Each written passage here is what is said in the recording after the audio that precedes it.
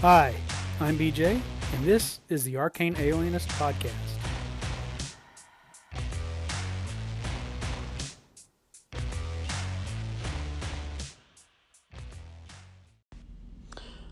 Hey, everybody. On today's show, I want to talk a little bit about world building and some of the ways that you, as a world builder, or me as a world builder, or anyone as a world builder, for a role playing game, interacts with whatever rule set are. And of course, I'm going to be talking about D&D, but this applies to all kinds of role playing games, particularly any role playing game that comes with a default setting or an implied setting. But before we get into that, I've got a call from Jason Connerly of the Nerds RPG Variety Cast about the last episode where we talked about the fact that rulings over rules kind of is there in 5e, and you can bring some old school stuff into 5e. There's more old school in the DNA of 5e than a lot of people realize, partially because we kind of don't recognize it, and partially because people play it like it's 3e. just ignore those facets of it sometimes. So, but let's hear what Jason has to say. Hey, BJ, Jason here. Interesting episode on OSR and 5e. And you're not wrong. I mean, obviously, it greatly depends on someone's definition of the OSR, but I definitely think that you can play 5e, with the OSR mentalities, even with something like Matt Finch's Primer, right? I mean, you might need to stick to the basic free rules that, I don't know, are they still online and, do things a little bit differently. But I think the heroic, not super heroic, might be a little difficult once you pass third level, right? But for the most part, I think you can still incorporate a lot of that stuff if you and your group are willing to do it. I mean, if you have players that just demand to do perception checks instead of describing what they do, that's going to kind of nerf your attempt. But for the most part, you know, I don't know. But I think what's interesting in the whole definition thing, and I think the definition thing is a big part of the problem. And maybe, who knows, a solution will be found to that. We'll see someday. But take care of yourself. Glad to hear you back on the air. I hope your life slows down at some point, and I'll talk to you soon. Thanks for the call, Jason. I appreciate it, and I like hearing your thoughts on that. I think, yeah, you certainly can play 5th edition D&D in an old school style just by, lining out some of the procedural, this is sort of we're going to follow maybe a BX style procedure for dungeon crawling and exploration. You're trying to keep things going in turns and making sure you track the passage of resources and light sources and things like that, which I think a lot of people want to hand wave in 5e, even though the rules for following that are in there. They're just kind of buried throughout the rules, not lined out as neatly as they are in older editions of D&D. I think one way you can make an old school experience, you're right. You might put a level cap on how high we're going to go, just so we don't get into that third and fourth tier play where it starts to become super heroic. That's one way to do it. Another way to do it, which is maybe a little more, requires a lot more player buy-in, I think, is to curate player options and to say we're only going to have certain maybe classes and races available, or maybe all the classes are available, but maybe not every class option as far as the archetypes or the subclasses that you can gain access to. To create less of a sort of a big tent gonzo super high fantasy feel. That'd be another way to do it, but you'd want players to buy into that. And the reason I say that's much more of a challenge, I think you've got a group of friends who are looking for an interesting experience and they like trying out new things and different looks on stuff. It works fine. It's a little bit harder if you're going to do kind of a, you might say, an online game with people you don't know, where you may be met online in a forum or looking for a service to create a new D&D group. Because I think a lot of people who've come into the game in the last 20 years sort of expect, hey, if this got published in an official Wizards of the Coast book, it's fair game. It's bad form for a DM to say, I don't care that the player's handbook says that, you can play this kind of a paladin or this kind of a ranger or this kind of a sorcerer. We're not going to do it in this campaign. People sometimes will poo-poo that. At least they will in online discussions. I think that's probably overstating that. There's always a handful of people who will say that, but the vast majority of people will say, no, the DM kind of does curate what's in the game to kind of create a specific feel, specific settings, specific experiences. So you can do that. But I'm glad you brought it up, because I think that'll provide an interesting lead-in into the topic for this episode, which we'll get to right now. But before I turn to that topic, I just want to say thanks again to Jason for the call.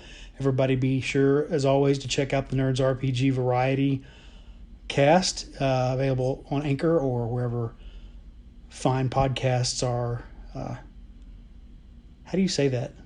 Available on fine podcatchers everywhere. I guess that's how you would say it. All right, let's move on.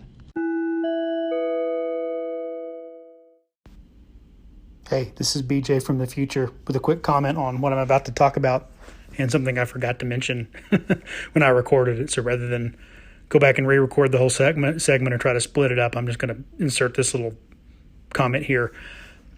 One of the reasons I'm wondering about what can you remove and whether it's worth removing is sometimes when you go to play D&D or what game of your choice, sometimes the players expect certain things to be so much there. It's hard for them to put that out of their mind as they get into the flow of the game. And with lore, that might be certain things like, if you're used to new school D&D and you're trying to play old school D&D, a paladin's code of ethics and how to follow that strict, lawful, good code of conduct and chivalry that a paladin would follow in an old school D&D game, or the fact that in this world, Groomsh is not the god of orcs. The orcs have their own separate religion. Just put Groomsh out of your mind. He doesn't exist here. Or something about the various planes of existence, or maybe something as silly as trolls aren't vulnerable to fire here. I don't know what it might be, but players get so used to thinking of this is D&D and this is a fact of D&D. This would be on my if there was a pop quiz about your knowledge of D&D lore, these are the kinds of things that would be on it. It just becomes second nature, and we all do that. And I could talk more about the cognitive psychology behind that if I wanted to bore everybody, or it might be interesting. If you think it would be interesting, let me know, and maybe when I follow up any calls or questions about this episode, I'll throw that in there as well. Anyway, that's when I say the Worldbuilder's Lament in the title of the episode. That's kind of what I'm getting at is, why build a world if people aren't going to pay attention to the details of the world and just go back to the default, right? Anyway, that's what I want to say there. So back to the regular episode. So I think we have to ask ourselves, what is D&D, and by extension, what is a role-playing game? And I guess that's maybe not the best question to ask. Let me put it this way. On one level, D&D is a toolkit to construct fantasy role-playing games. It has rules. The rules are somewhat modular. Different editions have more modularity than others, but for as long as there's been D&D, people have been tinkering with the rules to get what they really want at their table, and that's what Gary Gygax and the people who created D&D encouraged everyone to do, to make the rules their own, keep what they want, change what they want, throw out what they don't want. And so I think everybody is cognitively aware of that. However, D&D has become self-referential on a level that I think is very different now than it was 45 years ago, 50 years ago. Well, not quite 50 years ago. Still a couple of years away from that 50th anniversary, aren't we? Anyway, but there are things that are sort of what I call D&Disms that only exist in the context of D&D. It's a way that fantasy literature inspired D&D, and then D&D has in turn inspired fantasy literature, video games, and new iterations of the Dungeons and Dragons itself, as well as spin-off role-playing games like Castles and Crusades, Pathfinder, Dungeon Crawl Classics, things like that. So that a lot of people in their mind, when they think of a heroic fantasy kind of world, whether it's a world they're going to build for role playing games, for tabletop role playing games, for video role playing games, or even to write their own fantasy fiction. They draw on elements of D&D. And of course, D&D is sort of repackaged just tropes and concepts and archetypes for the most part from mythology, folklore, literature, history, things like that. But the way D&D defines stuff, for example, a paladin. If you want to be strictly speaking, what was a paladin? Well, a paladin was one of the peers of Charlemagne in the sort of matter of France, semi-historical poetry traditions of more the mythic Charlemagne, maybe not the historical Charlemagne. And so, yeah, there's that idea that these are these high-ranking, important, courageous, chivalric knights. But what do we really talk about when we say paladin in fantasy discussions now? I think most times we're not referencing, basically the French literary equivalent of a knight of the Round Table.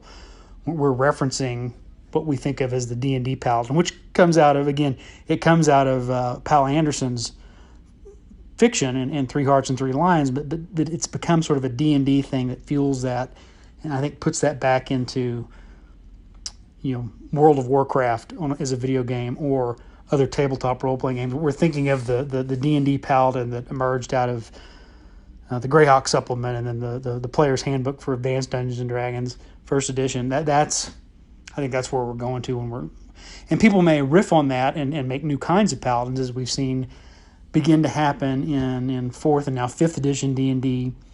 And Pathfinder started to change up a little bit. Now they call it a champion, and but at its roots, we're going back to that idea of this sort of devoted holy warrior, which again is a trope from literature and legend and folklore. But when we say paladin, I think most of us are thinking on some level, and deep down in there is that D&D paladin that we're familiar from the early editions of the game. And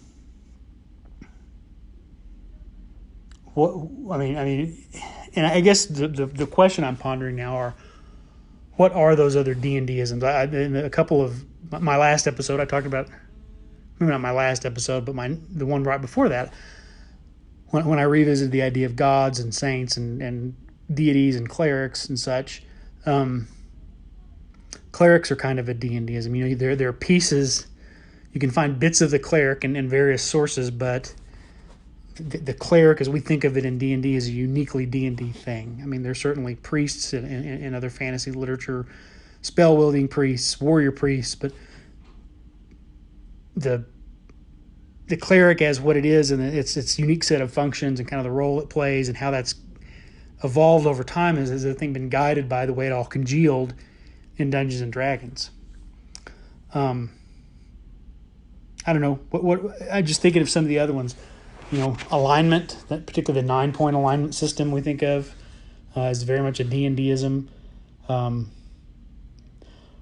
know other games have worked with alignment or similar concepts of alignment, but it pulls a little bit from literature, at least in the original formulation of just law, neutrality, and chaos.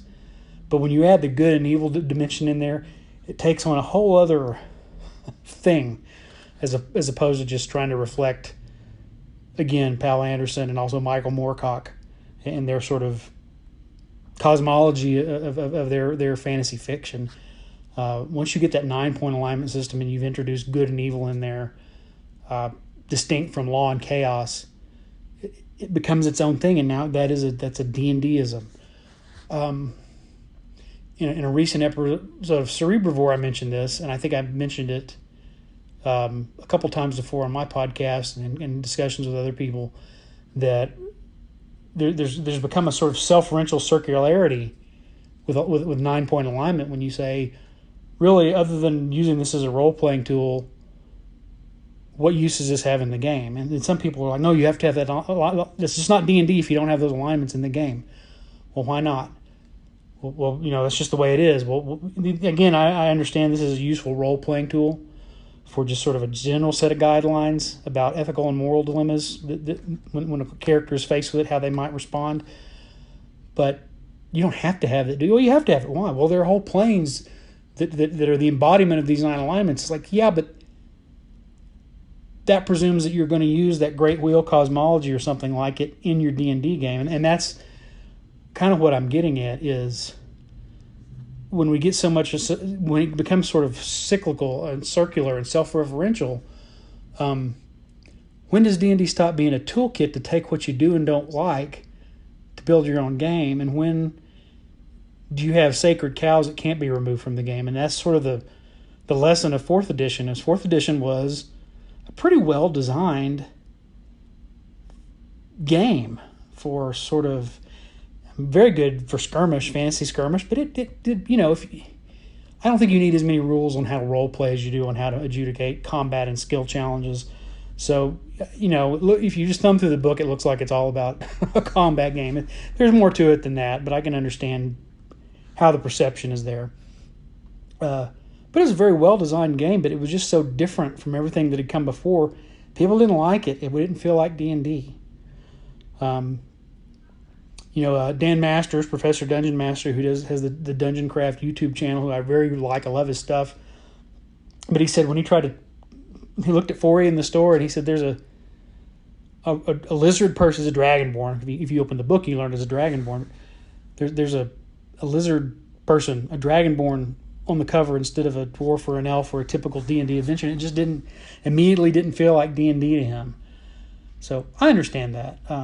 People who may have come into the game, you know, post TSR more into the Wizards of the Coast area, that may not rub the wrong way so much because of their expectations and their familiarity and what they feel nostalgic or a natural affinity for because they have a lot of good memories built up around it.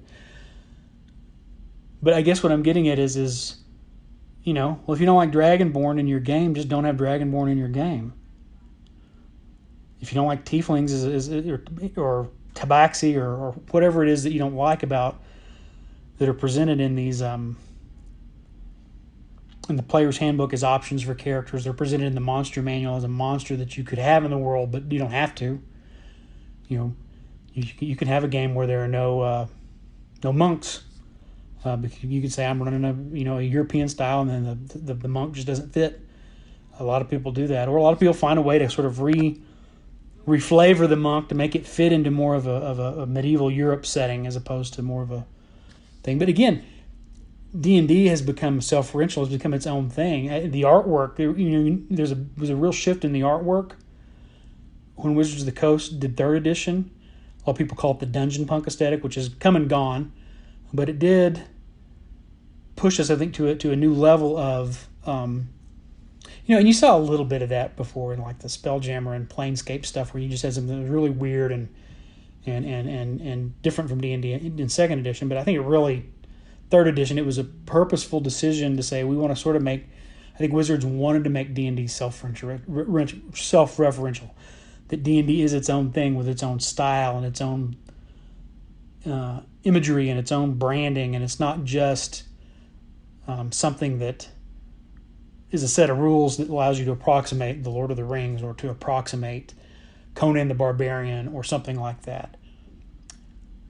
It's interesting that was what they wanted to do, because I would argue it was already there. I grew up playing D&D in the 80s with the AD&D Player's Handbooks, and that sort of system of conceptualizing of what different type of adventuring characters were like and what their alignments and moralities were like and what spells they could cast.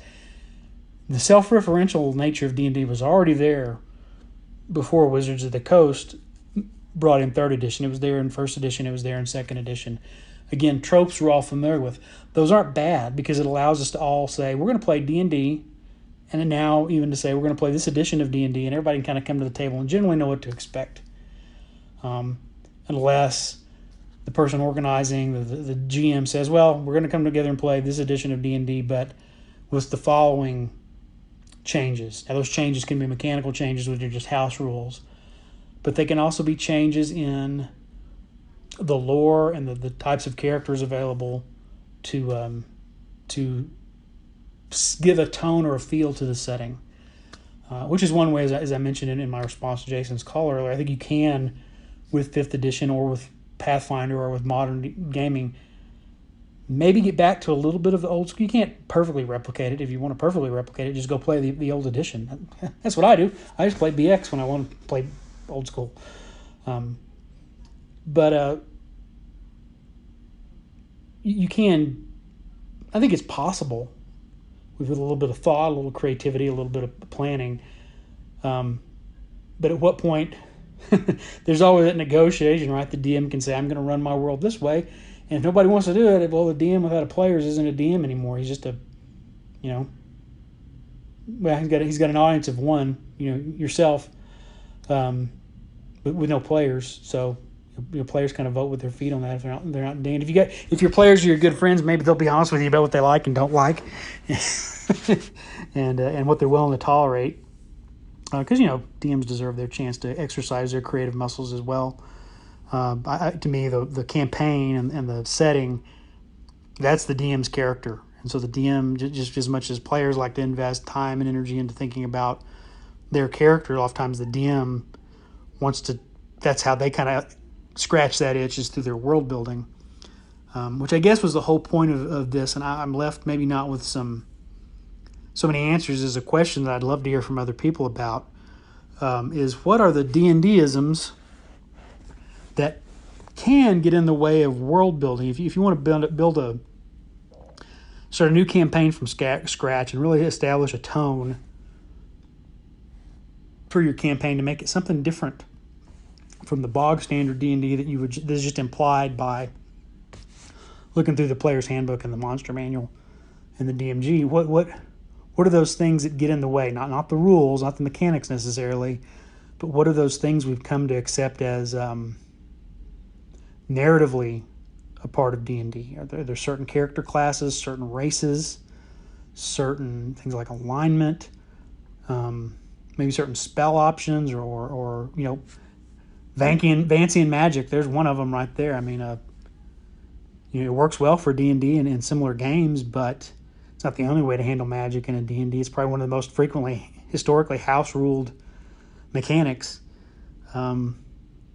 Is spell replacing with something like spell points or spell checks or something like that to do it. But what are some things like that you strip them away because they don't have to be there? There's another way to do them. There's either an alternate, or maybe it doesn't even, maybe alignment, like alignment doesn't even have to be there, but you do it, and then people start. It's like you can't have a conversation about your world without those things coming up. So yeah, are there classes, races, other character building options, monster options, magic options, anything like that go beyond just the simple mechanics? Because the mechanics are just the toolkit for building and constructing the game. What are those things, those D&Disms that by their existence start to remove degrees of freedom you might have in terms of building a new and unexplored, undefined, completely kind of fresh campaign setting? So I'd love to hear people's thoughts about that. So you can still get a message to me through Anchor if you use the Anchor website for the podcast. I've also got a link to my SpeakPipe account there. That message you just heard from Jason came in through SpeakPipe. You can also just email me an audio file at arcane.alienist@gmail.com, or just send me an email and I'll read the email if you don't want to record something. Or if you catch me on the Audio Dungeon Discord, and some of you guys are on that, just shoot me a message through there. Anyway, hope you guys are doing okay out there till I come back with another episode in the future. Take care of yourself, be well, and I'll be back later.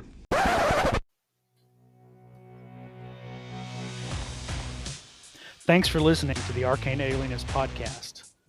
The music you're hearing is Come and Get It by Scott Holmes Music. The cover art is by Dave Bone. Be sure to check out his stuff at ironseer.com. You can leave me a message through the Anchor website or through SpeakPipe. I have my SpeakPipe account linked to the show description. You can also send me an email at arcane.alienist@gmail.com. Just embed a voice memo, or I'll just read the text to your email during a future episode. Once again, thanks so much for listening.